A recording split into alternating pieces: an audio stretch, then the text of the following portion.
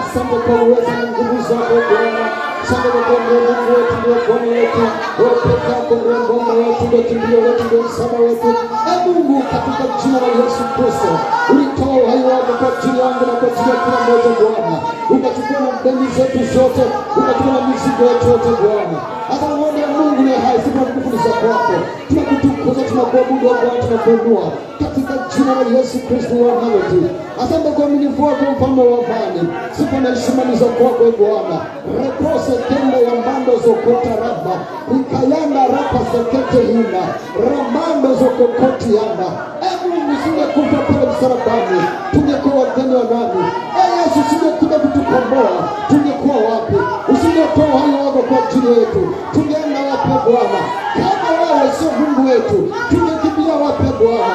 Asante mfalme wa amani, kwa kuwa umetukomboa, kwa kuwa umetuchagua, na unataka kuwa mawe yaliyojengwa, yaliyo hai. Unataka kuwa jiwe jengo zinakufichika. Unataka kuwa nuru ya ulimwengu, ukatupa na uhai wako Bwana. Unataka kuwa viungo vya mwili wako, unataka kuwa hekalu lako takatifu Bwana. Unatuchagua, unataka kuwa ukani ukuhani kutawafumbe Bwana, taifa takatifu, watu wa milki yako Bwana. Asante nakwambia Mungu mwenye nguvu, mfalme wa amani, Baba wa milele. Rapose kayanda rambamba zakata angoni Yesu Bwana, wote waingie kwako.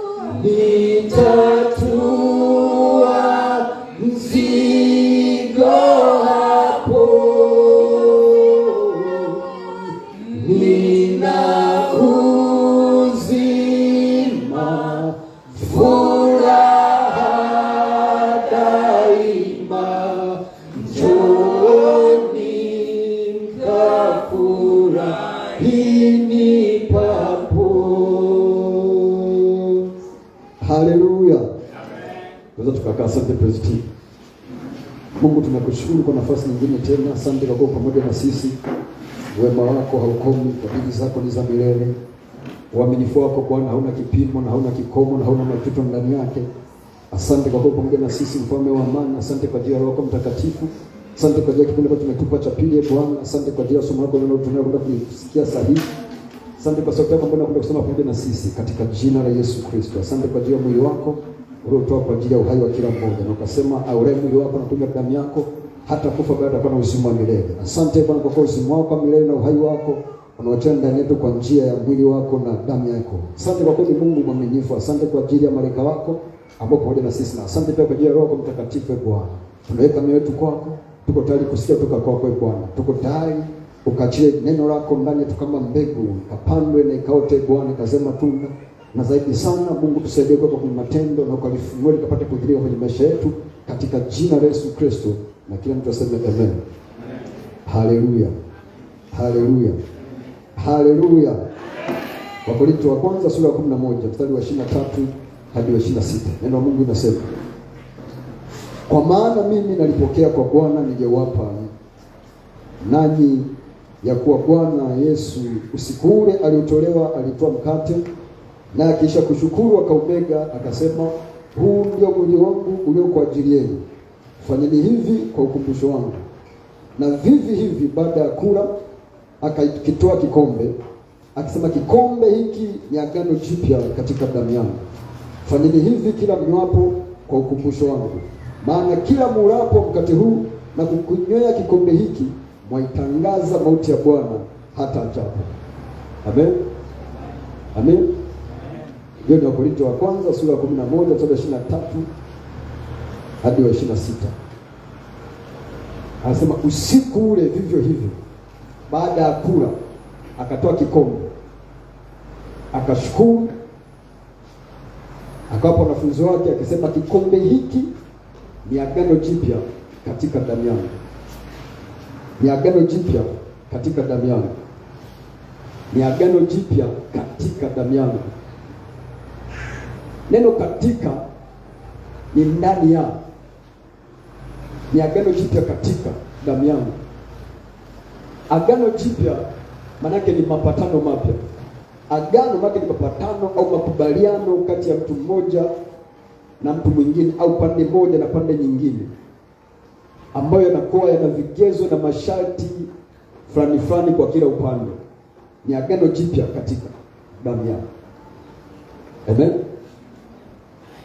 Nisikize kwa makini, kwa sababu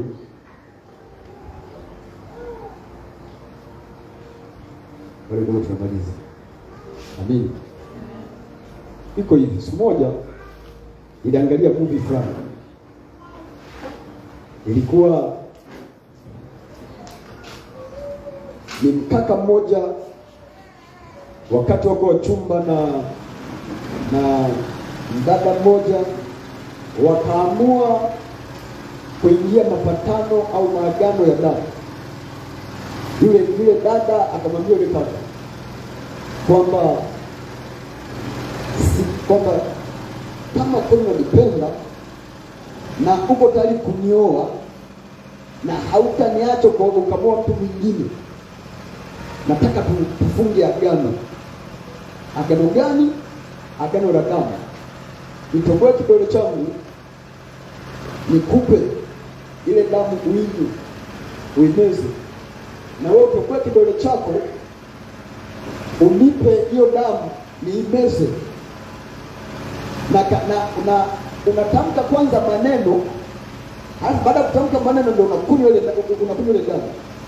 Wakafanya kile kitu, maisha yakiendelea, uchumba ukiendelea, wakati wakaoana. Lakini yule mkaka alikuwa anaendesha maisha yake kwa nguvu za giza, kwa maagano mengine ya nguvu za giza. Kwa sababu katika mahali ambapo anataka kutoa kafara, sasa wanatoa kila wanataka kutoa. Sasa katika mahali ambapo wanatakiwa kumtoa mke wake, na mke wake hajui anapataje mali, anapataje pesa, anabadilishaje maisha, yeye anajua anafanya biashara zake, anafanya kazi yake. Kwa alipofika mahali pa kutoa sadaka nyingine kwenye miungu ile, akaambiwa toa mke wako sahihi. Na kwa karibu kutoa mke wake, alipoenda kwenye madhabahu ya kumtoa mke wake, walipotaka kumtoa sadaka, ile miungu ikagoma, ikasema ni kwa sababu damu ya huyu mama imeambatana au imeshikamana na damu ya huyu ambaye anataka kutoa sadaka. Kwa hiyo uhai wa huyu mwanamke na uhai wa huyu mwanaume ni kitu kimoja, kiasi ambacho tukimtoa sadaka huyu na huyu lazima afe. Hakuna namna ambayo tutabaki, kwa sababu ile damu imeshachanganyikana na ni agano. Waliweka kwamba hautaniacha mpaka mauti. Kwa hiyo yale maneno na ile damu imewafungamanisha kwa kiwango ambacho hawana namna ya kuvunja ile agano. Wakasema ukimtoa sadaka huyu na umekwenda. Kwa nini? Kwa sababu kuna namna damu yenu ichangamana na yeye. Kijana jamaa kwa sababu miaka mingi imepita hakumbuki, ikabidi akae awaze, akakumbuka jinsi ambavyo waliingia ile agano. Sasa pakawa hakuna namna yote ambapo zile nguvu za giza zote zikamwathiri yule dada, kwa sababu tu ya lile agano la damu ambalo waliingia. Amen. Sababu unapoingia kwenye agano la damu na mtu yeyote, maana yake kila kitu cha kwake alichonacho yule mtu, maisha yake, uhai wake, mwili wake, uzima wake, mali zake, kila kitu kinakuwa ni cha kwako pia, na unaweza kukitumia au kukihitaji wakati wote, saa yote, muda wote, na yule mwingine hana mamlaka wala hana uwezo wa kubishi, na hawezi kuvunja lile agano. Na kuvunja agano maana yake kutangaza mauti. Amina. Ndio maana ilibidi Yesu kwanza afe ili kuvunja la kwanza, afunge lingine la pili. Ndio maana Biblia inasema kwamba pasipo kumwagika damu hakuna agano. Umeelewa? Amen. Sasa hapa Yesu anatangaza kwamba Vivyo hivyo baada ya kula akatoa kikombe, asema kikombe hiki ni agano jipya katika damu yangu. Maana ni agano au ni mapatano na ni makubaliano mapya ambayo yanafungwa kwa damu ya Yesu Kristo. Amen. Kwa damu ya Yesu Kristo. Amen. Sasa nilikuwa nasoma stories za wale wana historia. Nani yule, kuna yule Stanley na kina Livingstone, wale wazungu wale walikuwa wanafanya utafiti enzi zile za ukoloni, wanakuja Afrika. Walipokuja Afrika walikuwa wanakutana na ulinzi ule wa kichifu na kwenye kila eneo kuna ulinzi wao. Wakifika pale, ili wasiuawe, ili wasidhuriwe, walikuwa wanafanya kitu kimoja. Wanaingia agano au wanaingia mapatano au makubaliano na wale watu wa lile eneo. Kwa anakuja chief wa eneo husika, na atakuja na yule mzungu, alafu atakaa pale. Wanaweza kuchukua ile mnyama, wanachukua na kinywaji. Sasa hivi tunasema juisi, mvinyo, wanachinja yule mnyama, wanamwaga damu kwenye ile juisi, au mahali pengine wanajichanja wao, ananyunyiza damu ile, na huyu chief anajichanja, ananyunyiza damu mule, alafu wanatamkiana maneno, alafu wanakoroga ile damu, anapewa yule mzungu. Wanasema Stanley alifunga maagano zaidi ya 40 maeneo mbalimbali. Stanley alifunga maagano zaidi, Livingstone alifunga maagano zaidi ya 20 na Stanley alifunga maagano takriban 40. Sababu kila kwenda akakutana na watu, wanaingia mapigano, wanaingia mapambano, wanapigana hadi kuuana. Kwa kama hautaki kufa, hautaki kuuawa, hautaki kupigana, kupoteza watu wako, ni lazima uingie agano kwanza na ile eneo. Sasa unapoingia agano ile eneo, maana yake unasema kwamba uhai wako ni uhai wangu, uzima wako ni uzima wangu, tumekuwa ni kitu kimoja. Kwa haikuna namna ambavyo tunaweza kutokea mkapigana. Na unapoingia agano, maana yake chochote kichoko kwenye ile eneo unaruhusiwa kukitumia saa yote kama cha kwako, na wale hawana uwezo kukuzuilia, kiasi ambacho hata kama nimefunga mtu anayo, unaweza kuangalia kwenye zizi lako, kaambia nipe ile ng'ombe ile, nipe ile ng'ombe, hana mamlaka ya kukuzuia.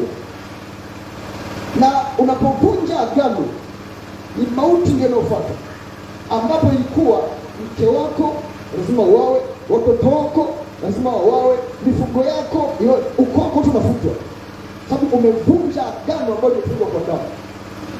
Amen. Haleluya. Haleluya. Sasa utaelewa kwa nini Biblia inasema, Yesu anasema kwamba awe mwili wangu na kunywa damu yangu hata kufa, baada atakuwa na uzima wa milele, kwamba nitakuwa ndani yake na ndani yangu. Maana inatokea, inakuwepo mchangamano wa kwamba uhai wako unakuwa ni uhai wa Yesu, na uhai wa Yesu unakuwa ni uhai wako, kiasi ambacho mtu akikutazama uhai wako haoni uhai wako, ile anaona uhai wa Yesu. Haleluya. Haleluya. Umeona? Tuendelee kidogo. Ndio tumeleta hiyo.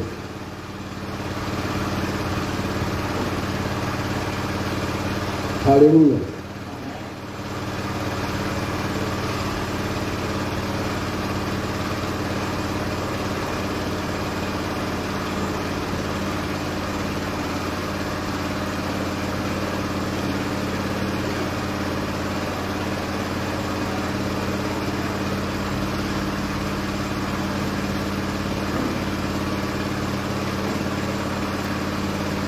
Sasa palikuwa kuna sababu kubwa tatu ambazo zinapelekea watu kufunga agano.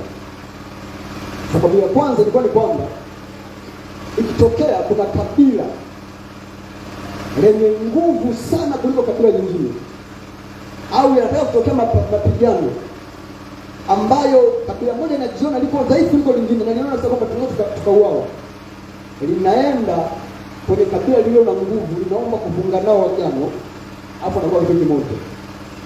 Amen. Ukisoma mfano kitabu cha Yoshua sura ya 9, unakutana na habari moja ya wale wa Gibeon.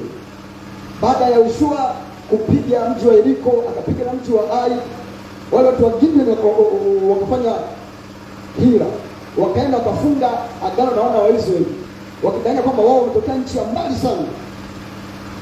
Sio tunamwita jana, sio kwa jana Yoshua sura 9, waliosoma kama unafuata mtindo tunaenda kwa Bible jana Yoshua sura 9. Mnasikia hiyo habari. Wakasema kwamba tunatokea nchi ya mbali sana, tumekuja na nyinyi, wakiomba kufanya nao agano la amani. Wakati huo Mungu alishawaambia wanaweza kwamba mtakapofika kwenye nchi ya ahadi, kila kabila, kila taifa mtapiga.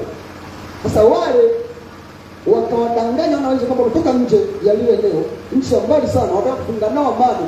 Kuna na taifa waliosikia. Lakini kiukweli ni kwamba walikuwa na hofu kutokana na Biblia inasema kwamba waliposikia Mungu alivyowapusha nchi ya kutoka Misri kuja nchi ya ahadi, namna ambavyo Yoshua alipiga mji wa Yeriko, akapiga na mji wa Ai, wakalisha kwamba hata sisi tofauti tutapigwa. Kwa wakaenda wakafunga nao agano.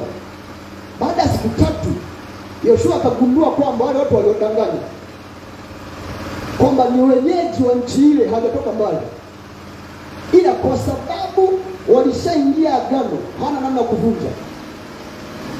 Yoshua akasema kwa sababu mtudanganye mlio, walishaingia agano hana namna kuvunja.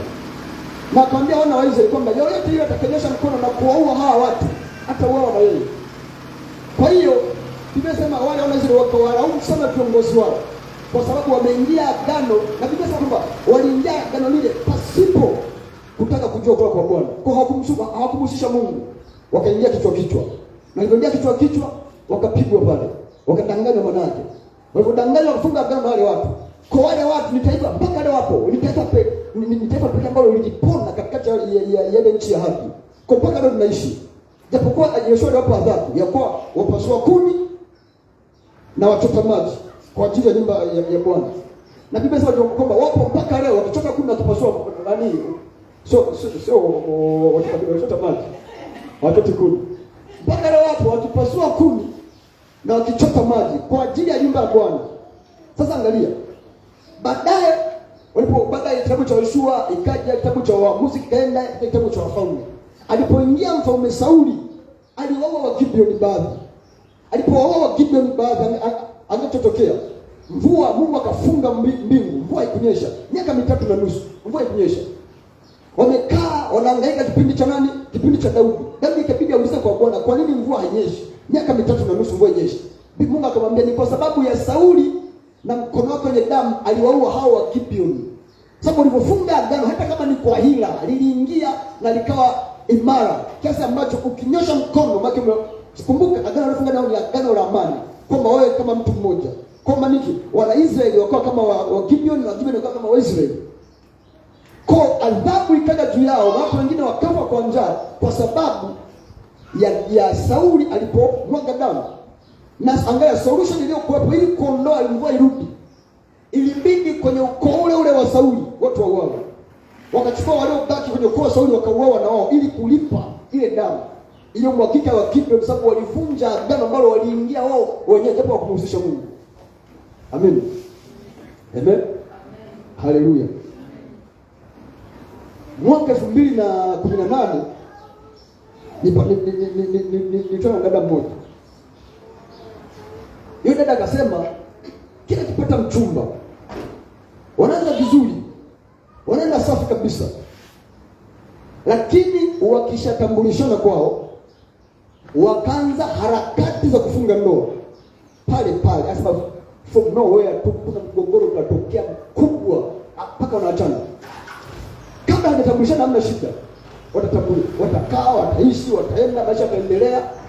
Wakisha tangazana nyumbani kwao, wakaenda kanisani kwa kufunga ndoa, zile siku chache zile ilikuwa ni mgogoro mkubwa sana. Kwa mkaka wa kwanza akaondoka, akaenda akakaa mkaka wa pili akaondoka, kwenda akapata mwingine wa tatu akaondoka, kila mwingine wa nne akaondoka. Sasa akakutana na watu wakahubiriwa, akaja kanisani. Sasa siku ile kama pote tulikuwa tunaongea Ndio mtu nikasikia kumuuliza maswali. Niombe katika kukua kwako. Kuna agano ambalo linahusisha damu. Asema inakumbuka nilipokuwa shule. Kuna mkaka tulipendana naye. Wakachanjana. Huyu akanya damu ya mwingine na huyu akanya damu ya kwake. Kwamba wataoana. Lakini baadaye akaenda wakaachana. Kwa yule kaka hajaoa mpaka leo. Yule dada naye hajaolewa mpaka leo. Huyu kaikuta mchumba na vile vile vijibu. Ni kwa nini? Kwa sababu katika ulimwengu wa roho kuna agano. Na kila agano unaona kuna roho nyingine ambazo zinaachiliwa nyuma kwenda kulifanya liwe imara na litokee. Kiasi ambacho inapotaka kuibuka kinyume na kuvunja ile agano lazima vitetokee. Ndio maana Sauli alipotaka kujaribu kuvunja na kuoa Gideon, kuna hasira ya Mungu huyu tunamwabudu, sio shetani. Japo agano lilifanywa bila Mungu kuhusishwa, na wale walifanya kwa hila, kwa uongo, lakini Mungu aliingia kwa sababu ni damu. Sababu kumbuka, katika Mungu wa roho damu haifanye dhambi. Anafanya dhambi ni mtu, lakini damu haifanye dhambi. Ndio maana Adam na Eva walifanya dhambi kusema Eden.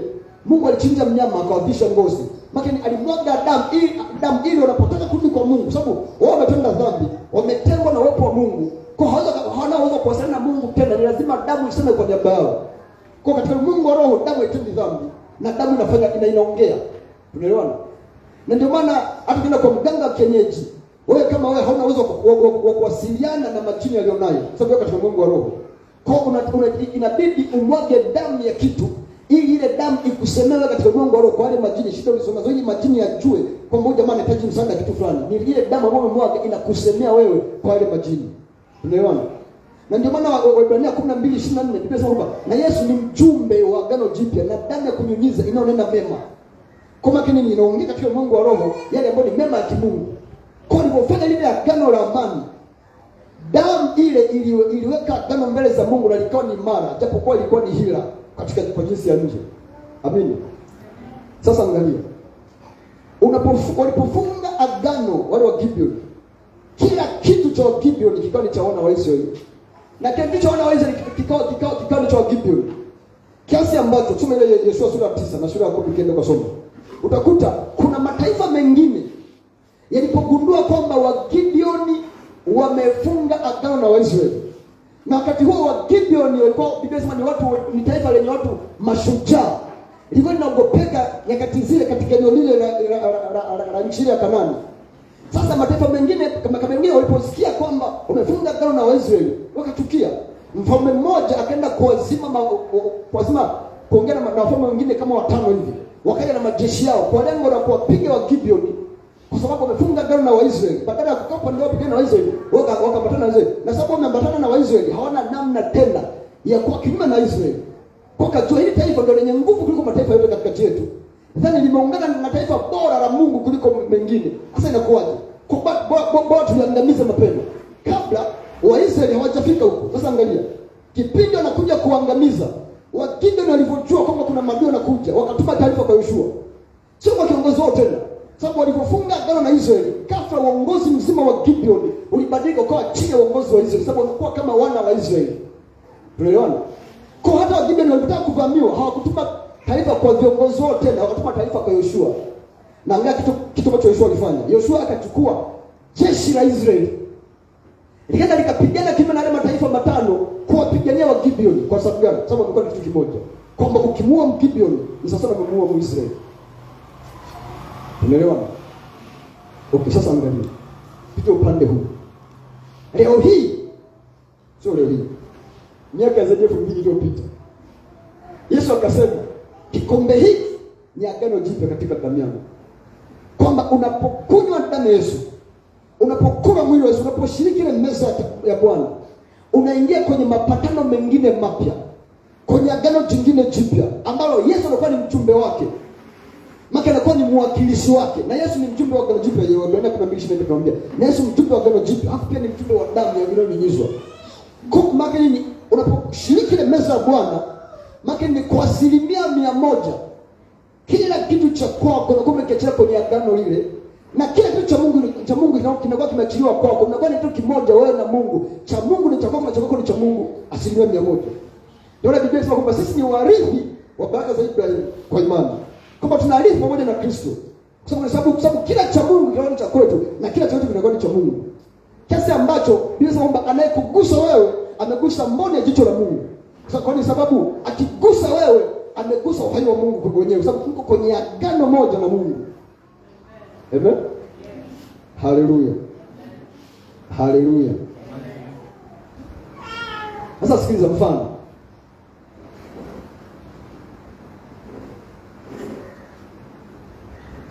Kuishi kwa mtu au pona ya mtu kwenye mazingira tulio nayo, kwenye maisha tulio nayo, na kadri tunazidi kwenda.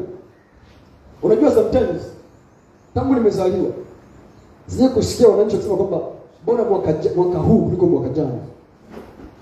Sawa? Kipindi cha Nyerere nilikuwepo. Bila sikumbuki hata sikumbuki uongozi wake. Ile nilikuwepo. Lakini sikumbuki chochote wala sikumbuki chochote kwamba aliongoza nchi vipi. Kwa sisi hiki kizazi kitu ambacho hatakumbuka hayo mambo ya. Tunasikia ile story. Kipindi cha Mwinyi nilikuwepo. Yeye palikuwa na smartphone, hamna TV, tuko mikoani vijijini huko. Tulikuwa tunashikaga ndio mpaka uweke antena juu mbali na waya. Afu mchana ishika usiku. Kwa kama sasa siku ndio nashika kwa mbali mbali. Kwa hiyo pembezoni kwa tujua naongoza nchi vipi.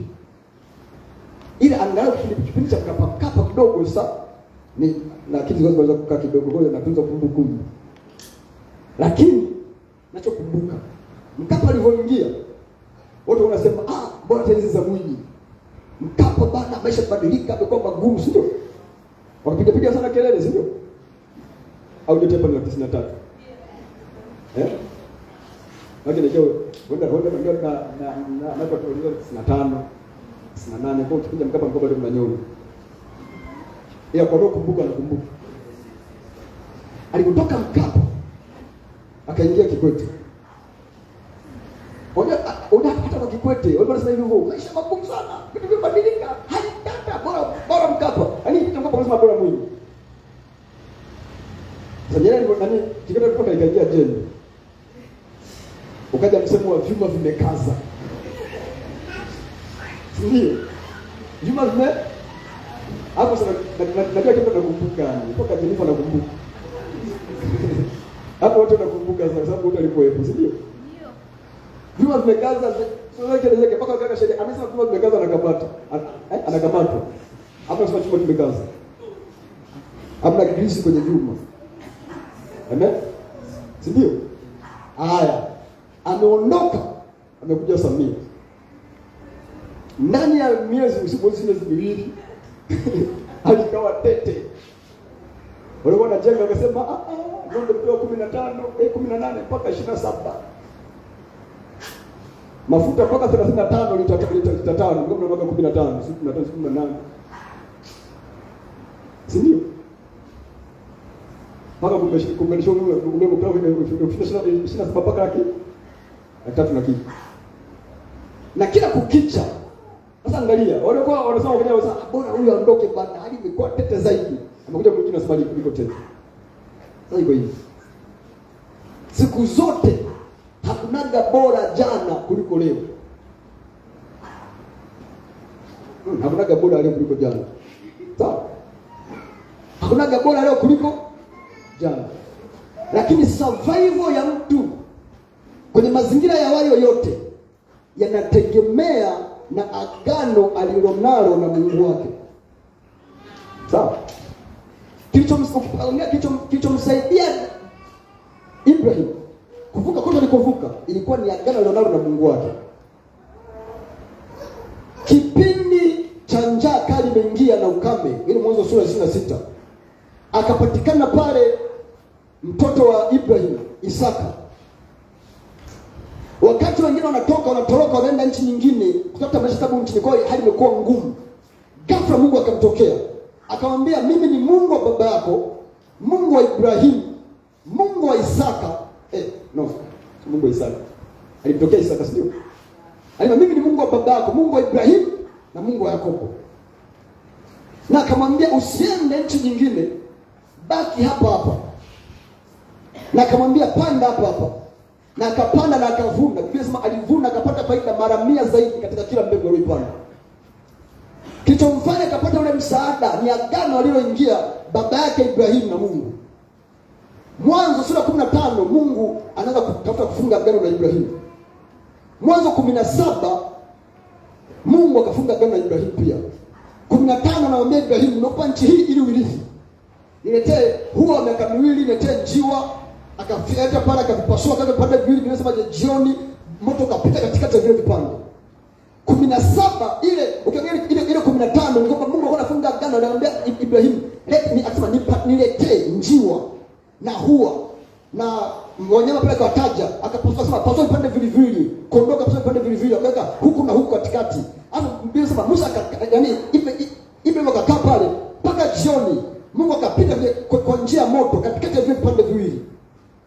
Kwa maana nini? Kwamba Mungu pale alikuwa anatoa kama mfano wa agano. So mfano wa damu yake, anamwaga damu yake mahali ili kutaka kuchanganya na damu ya kitu kingine ili wafunge agano. Pale agano halikukamilishwa mpaka kwenye Mwanzo 17. Mwanzo 17 Mungu anamwambia Ibrahimu kwamba kila mtu aliyoko ndani ya makao yako, kwanza mwenye siku 8 kijana utamtahiri. Kwa wote waliposikia wakatahiriwa.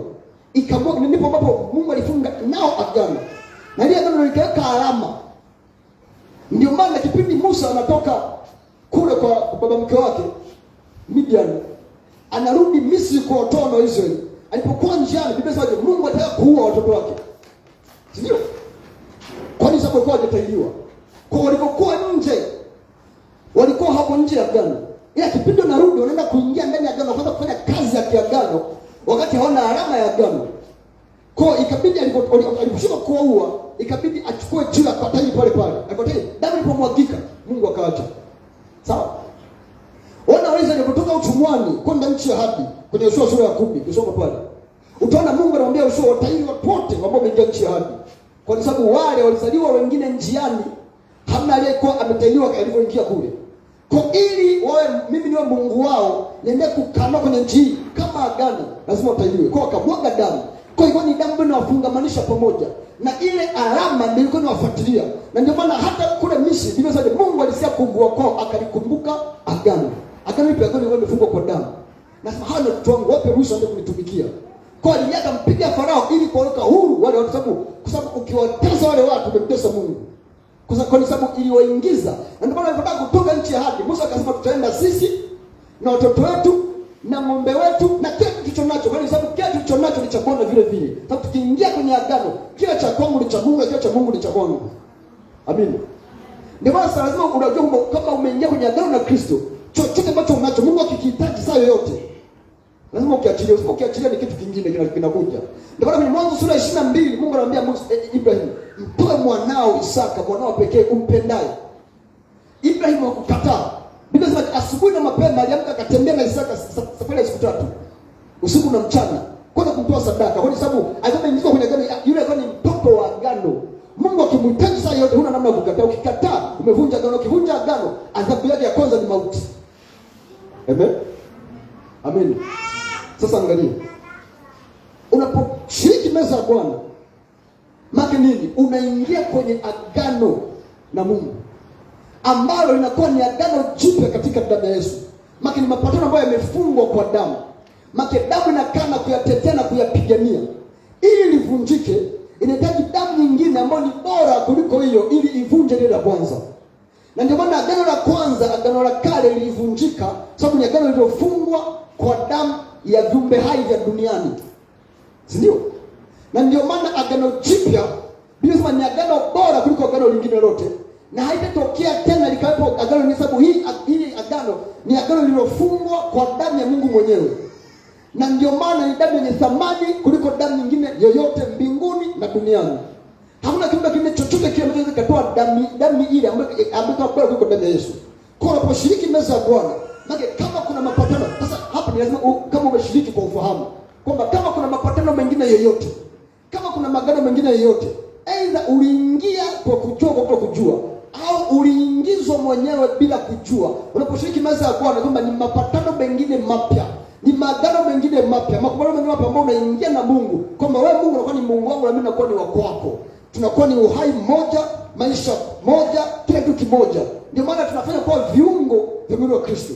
Ndio maana ile Wakolosai sura ya 3 mstari wa 2 na wa 3 na 4 nasema kwamba na Yesu kwamba tulikufa na uhai wetu umefichwa pamoja na Kristo ndani ya Mungu. Nasema na Kristo atakapofunuliwa aliye uhai wenu. Sababu unapoingia kwenye agano, Yesu anakuwa ni uhai wako. Nasema na Yesu kwamba mlikufa na uhai wetu umefichwa pamoja na Kristo ndani ya Mungu. Nasema na Kristo atakapofunuliwa aliye uhai wako. Kwa sababu unapoingia kwenye agano, uhai wako unakuwa ni uhai wa Yesu. Uhai wa Yesu unakuwa ni uhai wako. Hauwezi kuseparate, hauwezi kutofautisha, hauwezi kutenganisha. Ndio maana ile mataifa yalishindwa kutenganisha wa Gibeon na wana wa Israeli. Ndio maana Sauli alishindwa kutofautisha kuondoa Gibeon na wana wa Israeli. Ndio maana hakuna mtu ambaye anaweza kuvunja agano hili jipya lililo katika Kristo Yesu. Halipo. Amen. Amen. Amen. Sasa angalia. Na hii ni security ya kila kitu ulicho nacho. Kwamba akikugusa wewe amemgusa Mungu. Akimgusa Mungu amekugusa wewe, ndio maana yake. Amen. Ndio maana Yesu akasema kwamba aule mwili wangu na kunywa damu yangu hukaa ndani yangu nami hukaa ndani yake. Hawezi kutofautisha tena. Kama ni kwenye sayansi tungesema kwamba inakuwa ni homogeneous mixture. Tunasema homogeneous na heterogeneous, sio? Kuna mchanganyiko ambao unaweza kutofautisha.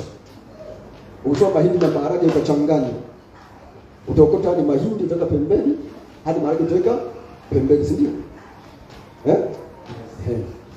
Ile ukichukua unga na chumvi ukaisaga, chumvi nyeupe na unga mweupe ukasaga vyote, afu ukachanganya, utaokota kwamba hii ni chumvi, hii ni unga. Sio?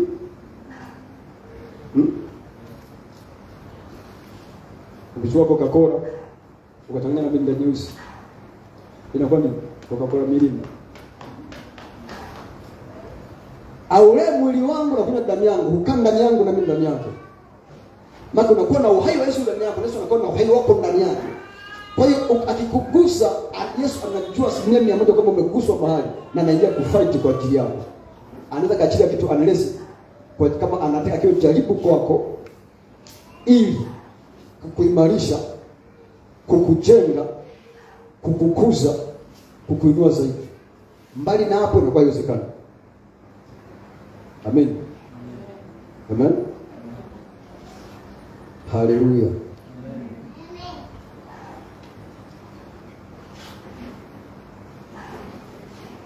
Na kwa sababu alituna sisi ni udhaifu, sisi ni wanyonge, akaamua kufunga na sisi agano ili tuwe na nguvu katika yeye. Sababu inafanya watu wafunge agano ni kwamba sehemu moja kama ni dhaifu na sehemu nyingine na nguvu, hii yenye dhaifu inaenda kwenye nguvu na ingia nao agano ili ile nguvu yao iwe ni sehemu yao vile vile. Kwa hiyo tunafunga, Yesu Mungu anataka kufunga agano sisi ili uungu wa Mungu uwe pamoja na sisi. Nguvu ya Mungu iwe pamoja na sisi. Uwezo wa Mungu uwe pamoja na sisi. Na mamlaka ya Mungu iwe pamoja na sisi. Amen. Kiasi ambacho ukisema ni Mungu amesema na Mungu akisema ni umesema. Ndio maana akasema sisi ni mawakili wa nguvu ya Mungu. Ni mawakili wa kazi ya Mungu, ni mawakili wa neno la Mungu. Sababu tunakaa vile vile sababu Mungu anapokaa. Ndio maana akasema kwamba nyinyi ni miungu na wana wetu nyote pia kwa duniani hapa. Sababu unakuwa ni mwakilishi wa mbinguni duniani. Kwamba alitoa uhai wake ili sisi tuwe hai kwa ajili yake. Na akasema kwamba madam Yesu alikufa, sisi hatuwezi kukosa uhai wake. Kwa tunaendelea kuishi na kuwa hai kwa sababu ya uhai aliotoa pale msalabani kwa ajili yetu. Kwa unaposhiriki meza ya Bwana, jua kabisa kwamba naingia kwenye agano ambapo kila nilicho nacho najiingiza kwenye agano pia. Kimekuwa ni cha Mungu. Amen. Amen. Haleluya. Sasa usipokiingiza kwa Mungu, Mungu anakuwa husiki nacho. Amen. Haleluya. Tusimame.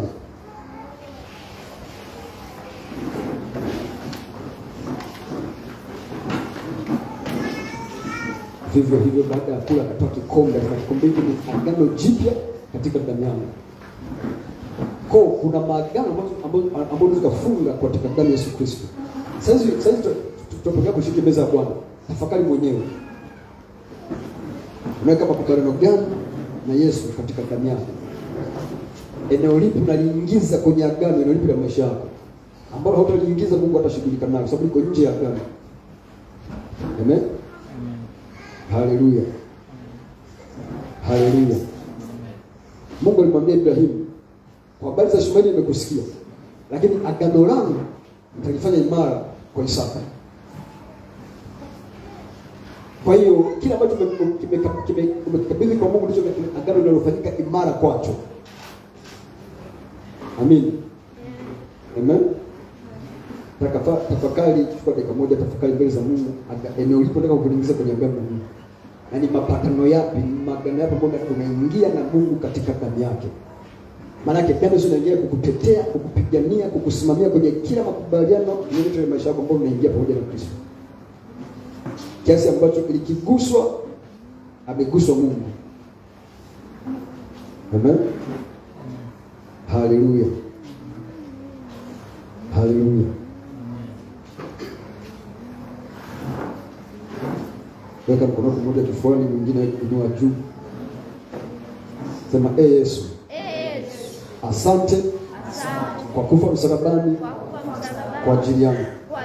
Asante kwa kutoa uhai wako kwa ajili yangu. Ninakuja mbele zako, ninakupokea wewe kama Bwana na Mwokozi wa maisha yangu. Ninakukiri kwamba wewe ni Mungu na ni mwana wa Mungu. Asante kwa ajili ya siku hii. Ninakuja jinsi nilivyo na kila nilicho nacho ninakiingiza kwenye agano hili la kwako linalofungwa kwa damu yako katika jina la Yesu. Mungu, naposhiriki mwili wako na damu yako, niingie kwenye agano lako na kila nilicho nacho kiingizwe kwenye agano lako. Uhai wako, uzima wako, nguvu zako, mamlaka yako na kila kitu chako kwako, Yesu, kiachilie ndani yangu na kwenye kila eneo la maisha yangu katika jina la Yesu. Agano la damu yako likatende kazi kwenye maisha yangu katika jina la Yesu.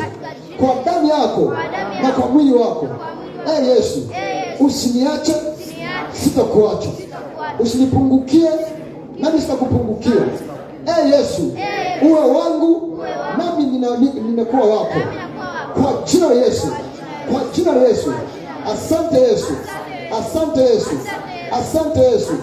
Maana imekuwa kwa damu yako na kwa mwili wako katika jina la Yesu. Amen. Amen.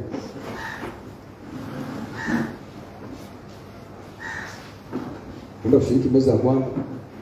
Kwa hapa tutatoa wimbo. Kwa naomba ndani yako, ndani moyo wako kushiriki meza ya Bwana.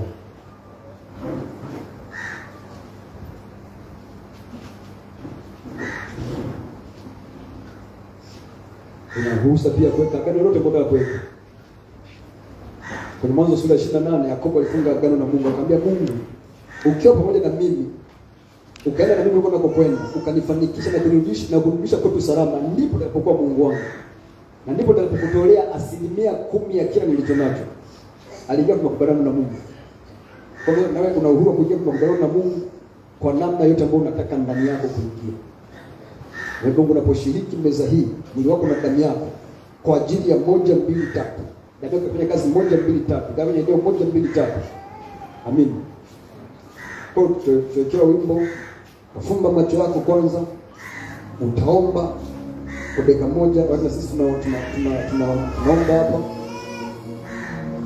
Then tutashiriki katika tunavyoongozwa.